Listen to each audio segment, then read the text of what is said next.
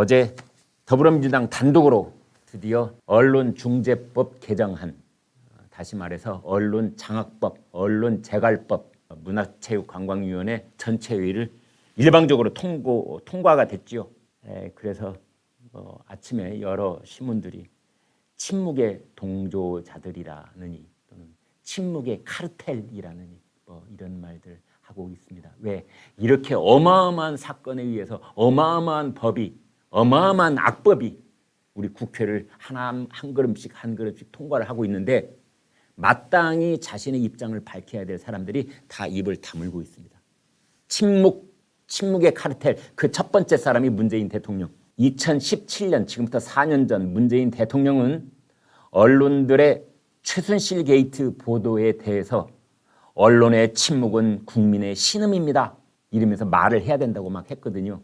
그런데 이번에 언론중재법 개정안의 그 논란에 대해서는 침묵, 그리고 또 침묵. 오늘 한 신문이 청와대 고위 관계자한테 물어봤습니다. 언론중재법 개정안이 국회를 지금 문체위를 통과를 했는데 어떻게 생각하십니까? 그랬더니 청와대 관계자가 이랬답니다. 이분 참 영어 잘하시네요. None of my business. None of my business. 여러분 이런 영어 아시죠? 내 알 바 아니다.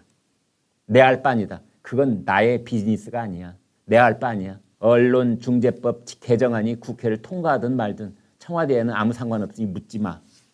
이 언론재갈법이 국회 본회의를 통과가 될 경우에 혜택을 보는 사람들이 있습니다. 수혜자를 지금부터 말씀을 드리겠습니다. 첫 번째가 아이러니컬하게도 문재인 대통령입니다.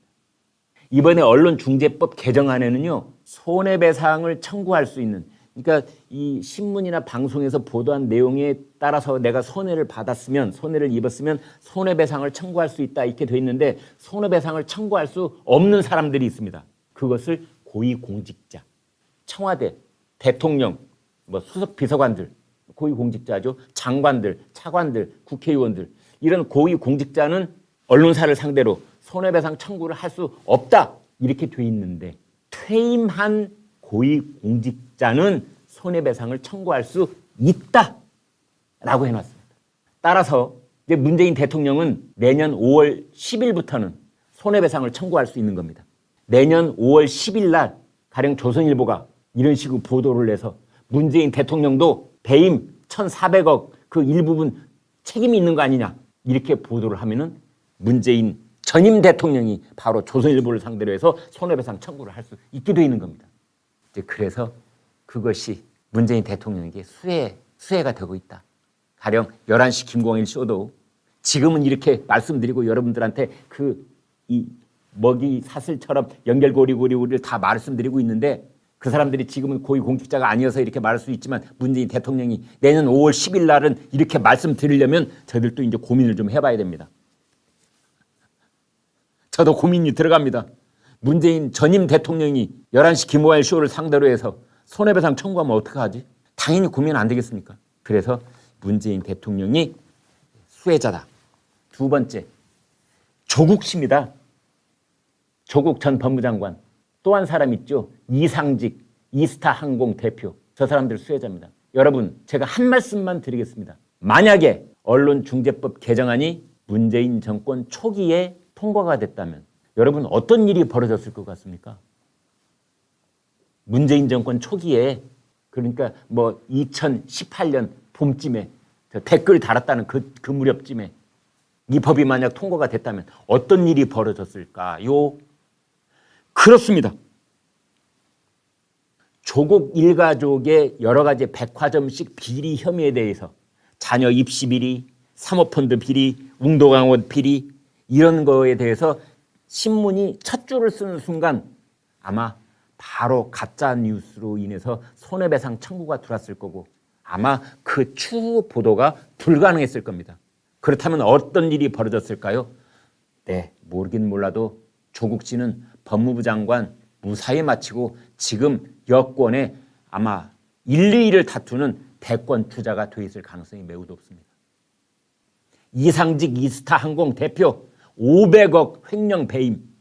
그동안 재판을, 수사를 미루다가 이제 마지막에 저렇게 구속이 됐는데 이상직 의원이 문재인 대통령 가족들에게 특히 태국으로 출국을 하고 그쪽에 정착을 할 때 어떻게 도와줬는지는 모르겠지만 이상직 의원 지금 전혀 아무 아랑곳하지 않고 의정활동하고 있을 가능성이 매우 높습니다.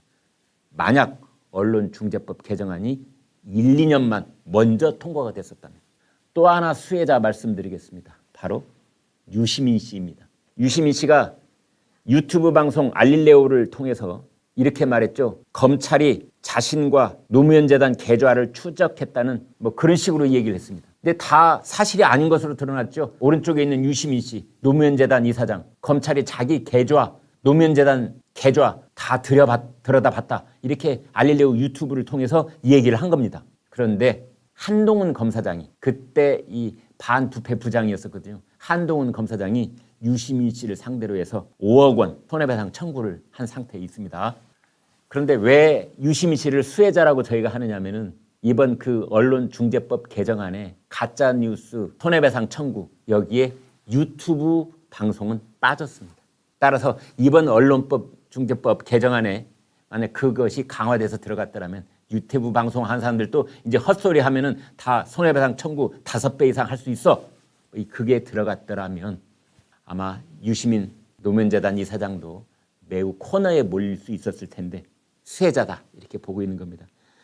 5억 원 손해배상 청구 소송 그 재판에서 그 유시민 씨 쪽 변호인이 뭐라고 한 줄 아십니까? 검찰이 내 계좌를 다 사찰했다, 살펴봤다 이렇게 주장한 것에 대해서 그 유시민 씨 변호인이 그랬습니다. 추측이었다.